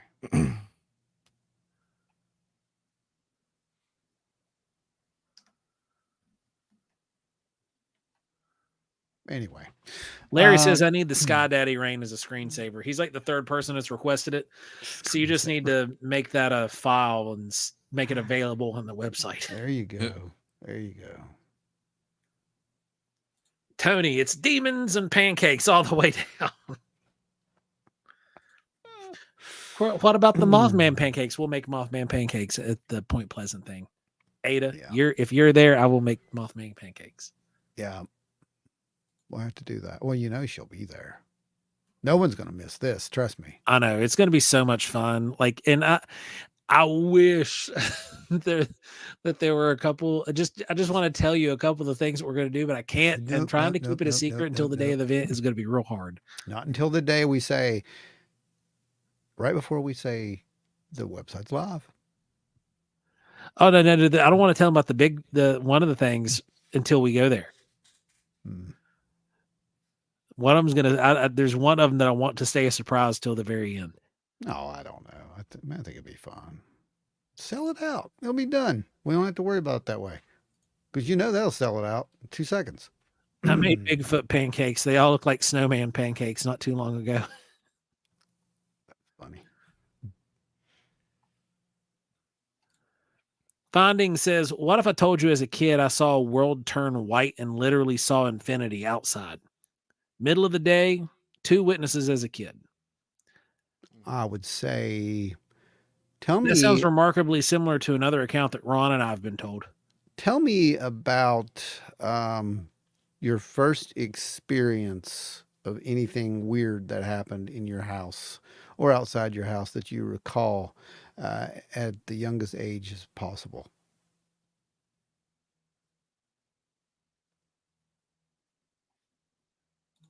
CJ Boker says, give us a little bitty hint. Please, pretty, please. It's going to be in Point Pleasant. That was synchronicity. You don't need any more than that right there. That was complete synchronicity.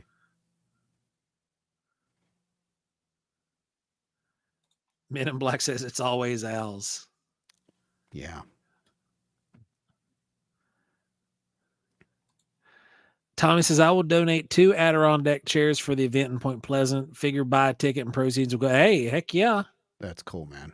Dude, we appreciate that. That's cool.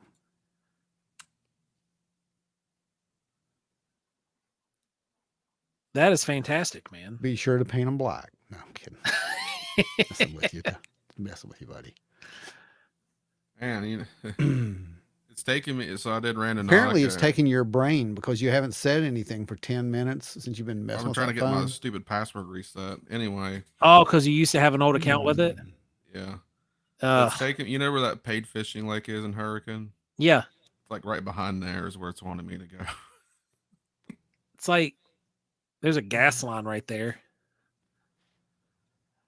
That's where all that natural gas runs in over on that pipeline. You guys don't question this. You should question this. A machine's telling you to go somewhere and you randomly just do it? Yeah, you do it. What's wrong with you? I mean, there's been people who found really cool stuff, man. Like dead people? I mean, that depends on what kind of cool you're into. No. Finding says, I was climbing the TV tower Mm-hmm. to retrieve a balsa wood glider. The world turned completely white. I turned and looked at the source, and it was a glowing infinity symbol. One could almost interpret that as a wheel within a wheel, couldn't they? No. Depending on the angle they looked at it at. No, but one could determine that as, I wonder what you really saw. Yeah. I wonder what you really saw. Because I know what the infinity symbol is, and I know a little bit about that, but that was the symbol that you remember from it. But I wonder what you really, really saw. That's awesome, dude. That's really awesome. And I'm assuming you've had experiences probably for the rest of your life after that. And you're probably an artist or a musician. Getting any of those right?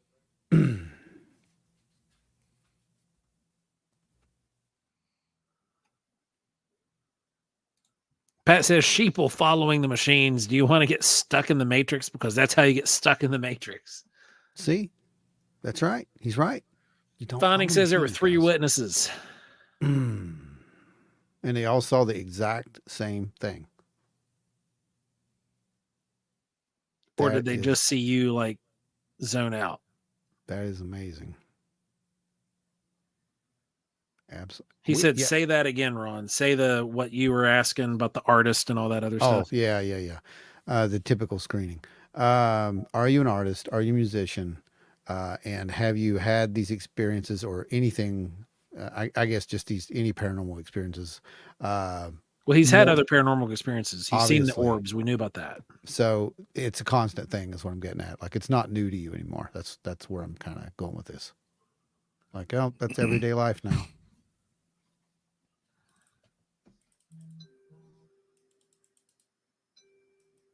Joe, what are you doing? Oh, Are you letting the machine tell you where to go? No, I am checking our page. Yeah, don't guys, do not forget to head over there and like that video. Like that video. Smash that like button. What video? What you're watching right now. This video? Yes, this one. Go like it. Oh, okay. Go like it, guys. It's what he said to do, so just go do it. My cousin won't talk about it. My mother saw the light through the basement window. Oh, wow. Ooh. Well, there you go. Multiple people, huh? You know, we probably need to have a talk one day. Well, we had to talk about some very interesting, strange stuff when we were at Hawking Hills. Yeah. We're gonna have to have another talk someday. Pull up a chair. It'll be a long one. I live in my family's house built in the 1800s or early 1900s. People more like shadows walk down the hall. Mm-hmm. It's typical. So like I try like hell though, like maybe trying to make it out. I mean, you know, when you're in an area that people are seeing these kind of things, that was one of the complaints we got from the guy who unsubscribed us last week because he thought Mike was a liar. because Mike had basically come to terms with the shadow being that he was describing, But that's just the way Mike interpreted this too. Remember, that was the whole point. Um, he got mad because he wasn't terrified of it, and he actually named it Bob or whatever he called it. Look, here's the fact: some people get used to this stuff, and it's just every day. I literally see stuff, and it's just like, oh well. I mean, okay. Brandy says, I can't communicate, but I try. My daughter can see something too, but we were never afraid. Well, you may not be able to communicate. You might be seeing yourself. I mean, for real, you might be seeing yourself. We don't know. This is something that I wanted to bring up to you guys a long time ago, and it just always slips my mind. But what if we're not seeing shadows? What if that's just what's left in our memory of what we actually saw?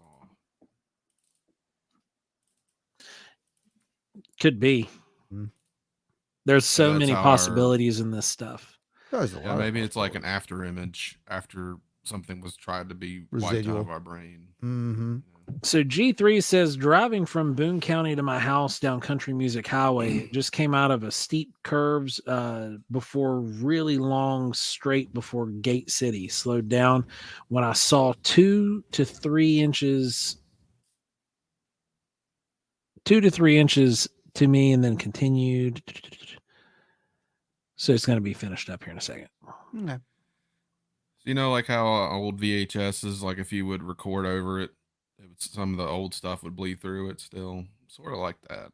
That's how I think it might be for some people. Could be, man. Finding says he's going to be at OBC and Monster Fest most likely. So we'll see you here on May 4th then. Yep, we'll see you there. Come hang out with us, man.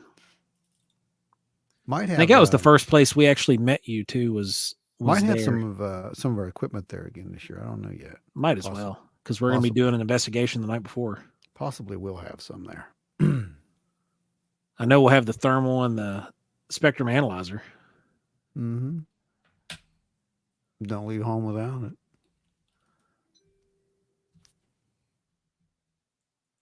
Pat says, I have a 75-pound furry shadow that follows me all around the house. I turn around and almost trip over him sometimes. He doesn't communicate well either. Yeah. That's Rose. That's my dog. But we've got, like I said, ghost cats in the house. Ghost cats. You got ghost cats. Gotta have those to get rid of the ghost possums.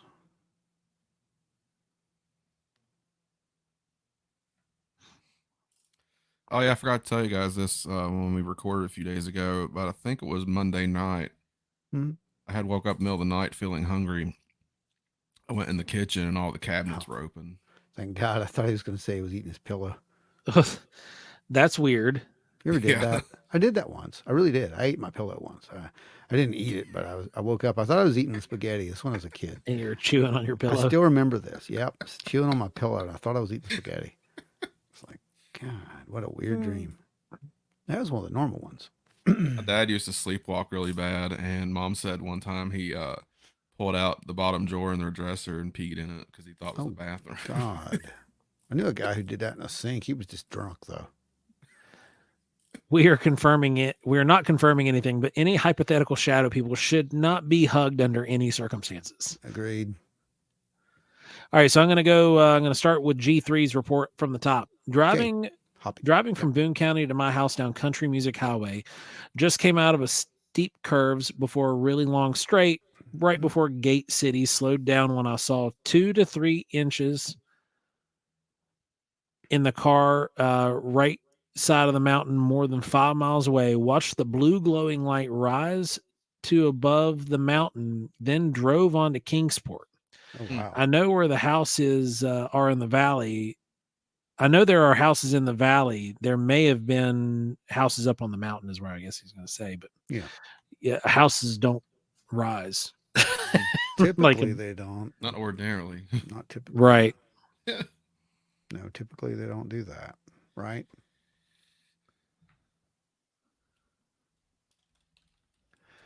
Yes, Jen. OBC is at Salt Fork. Mm-hmm. Mm-hmm. Brandy says, I love ghost possums. Well, we're going to go hunting ghost possums at Salt Fork, Brandy. Yeah, come on over, Brandy. It's going to be fun. Ron's going to have to draw that on a shirt. I know. Ghost possum. Just a terrifying. Yeah, ghost possum.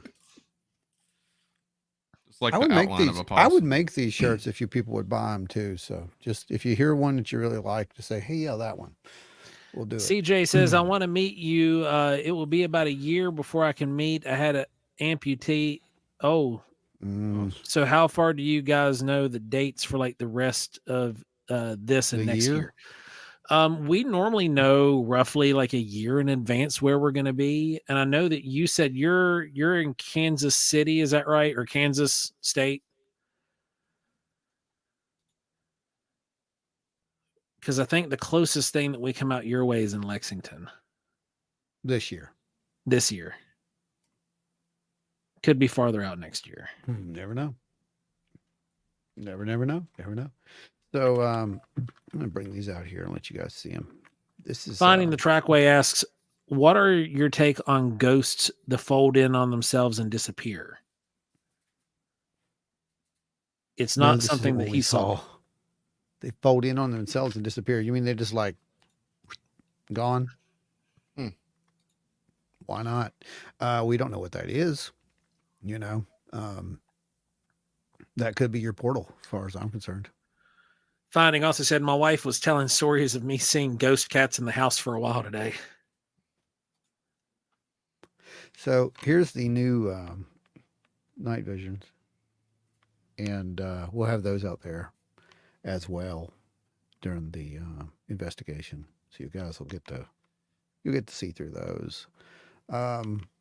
If there's anything out there by the bunkers that night, we're going to see it.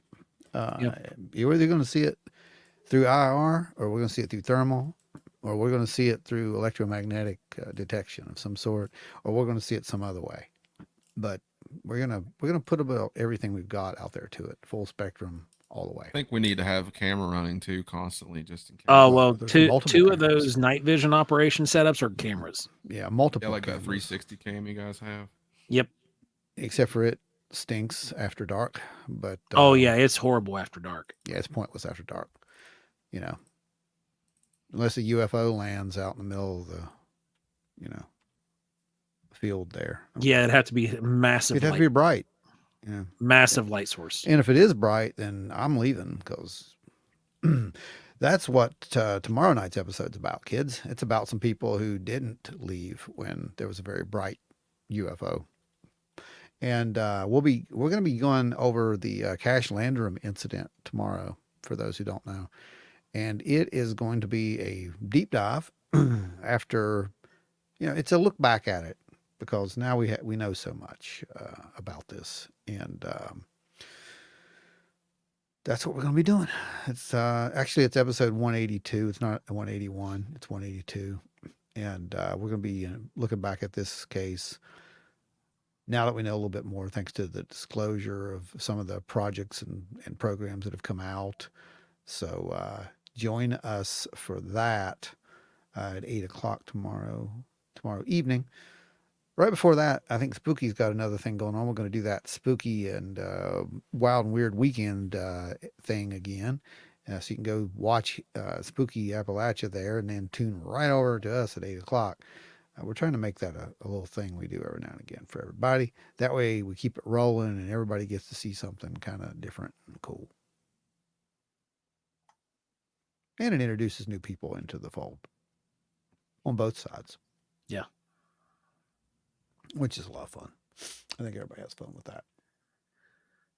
Well, guys, do you anybody in the live have any more exciting stuff to kind of bring up or talk about? Exciting? Anything you can bring up anything you want. Yep, floor's open. It's yours. Take it. Take the floor, guys. You can do this. I believe in you. Hey, Ron, do you want to show your little friend you have sitting next to your desk? What little friend? Are you delusional? What? What's he talking Remember about? on the episode? No, I don't. What are you talking about? Your little gray friend over there? I don't have a gray friend. You're weird, Brandon. Brandon needs help, everyone. No, actually. Alternate dimension. You mean this little guy.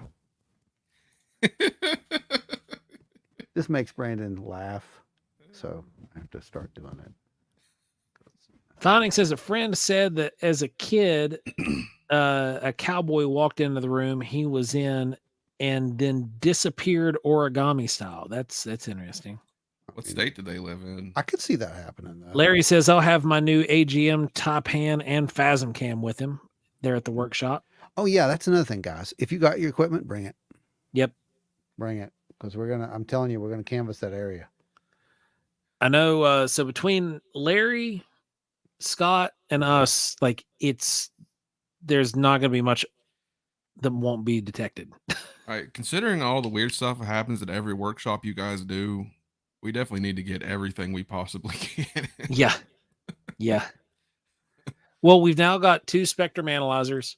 Oh boy. We've got I know there will be 4 thermal imagers there. There will be 5 night vision cameras. There will be about 5 just action cameras. There's gonna be a lot. Then there's gonna be a REM pod. What about some audio recorders? Tons of God. I can't even count the audio recorders. Like, so, I know the massive for me, I'm gonna have like 4 or 5 audio recorders from so here. The amount of data that's going to be captured with this is a collective event. So as the name implies, what we're going to do is we're going to go over all that data with each other, and we're going to compare and contrast, and we're going to see if we found anything. Basically, that's what we're saying. Because if you caught something and we caught something at the same time, now that's something. You know what I mean? Right. Validating data points. Yeah, Brandy, that's the whole point. You can't see it. You're not supposed to be able to. This is how they get around, and this is just how it works. What do you see? I just see the 2 black eyes. That's how it works. They're smart. Or not. Pat says record everything all day at all times. Yeah, there's going to be so many batteries at this event. I think I'm just going to do the show with him like this from now on. If all those backup batteries also drain, that's that will just confirm. Oh, you're talking about that? They're going to have a solar backup battery there too. So we'll see if that. Yeah. So Men in Black says, "What new blasphemy is this? Did he skin a gray and make a meat puppet out of it? No. And do you guys support these primates?" No.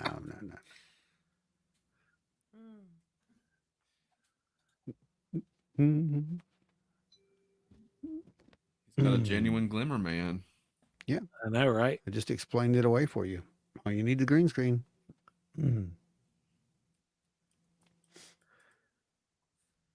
Oh, Anita, it's going to get weird. Trust me. Well, guys, I think we are.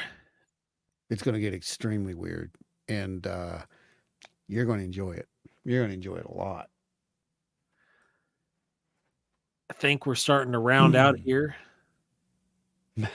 Corrode. Oh, that was batteries just magically corrode in your devices. Yep. Yeah, boy, they do. Did MIB just admit that there are grays? I think so. I think that's what we heard. Oh, Larry. They did. That's what happened. Never been to Point Pleasant, South Point, Ohio. I've been there. Well, it's a good time to go to Point Pleasant. That's all I can say for this workshop. It's all right, guys. Well, really, really, really good. This has been a fun one. Thanks for hanging out with us tonight on another Thursday edition of Wild and Weird Radio Live. We appreciate each and every one of the folks out there who support the show week in, week out, that have kept it free for eons and eons to come.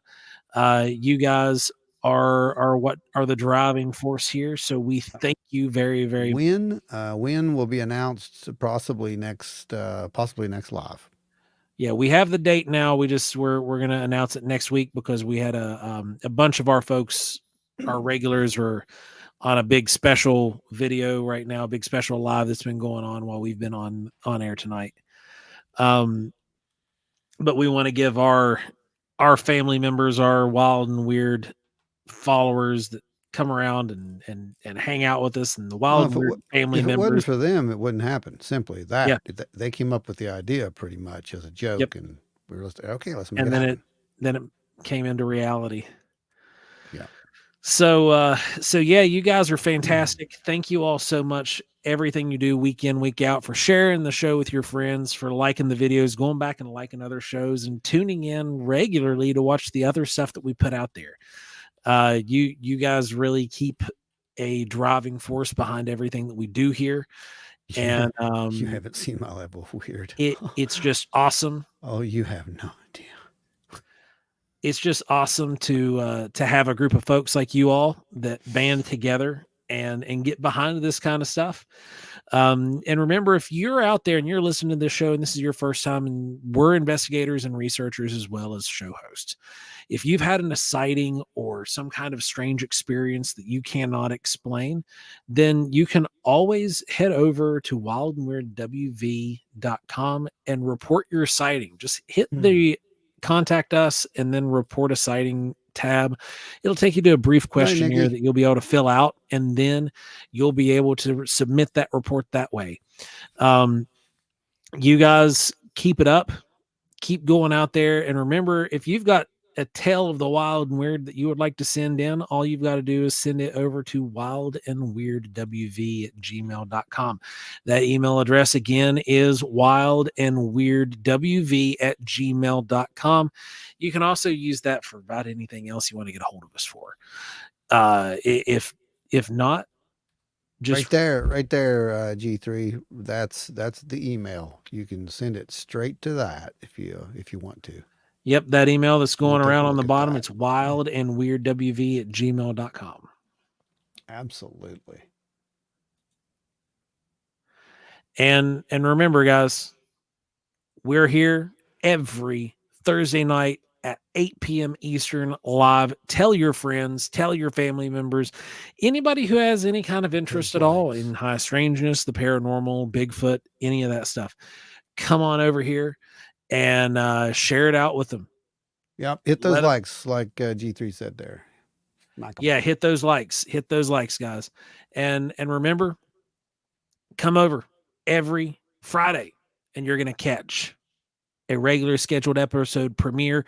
Ron's usually always in the chat. I'm in it, in and out. And hopefully we don't have another hiccup like we did a few weeks ago where we go into a void. But guys, we thank you guys so much. We cannot thank you guys enough for what you do every single week. And like many of you guys start this show off thanking us for Thursdays, we are thanking you right back for giving us the privilege to be able to do this Thursday show with you guys. Yeah, and be sure to go over and leave a comment under the actual comments after you watch the video too. That helps get the old algorithm up there and puts us out there in front of more and more and more people. So, but the Men in Black don't want you to do that. So go ahead and do it. So remember, if you're ever out moseying about and you see a strange glimmering wall or portal, jump through. Don't ask questions. It'll probably be worth it. Maybe. Stay wild and weird, everybody.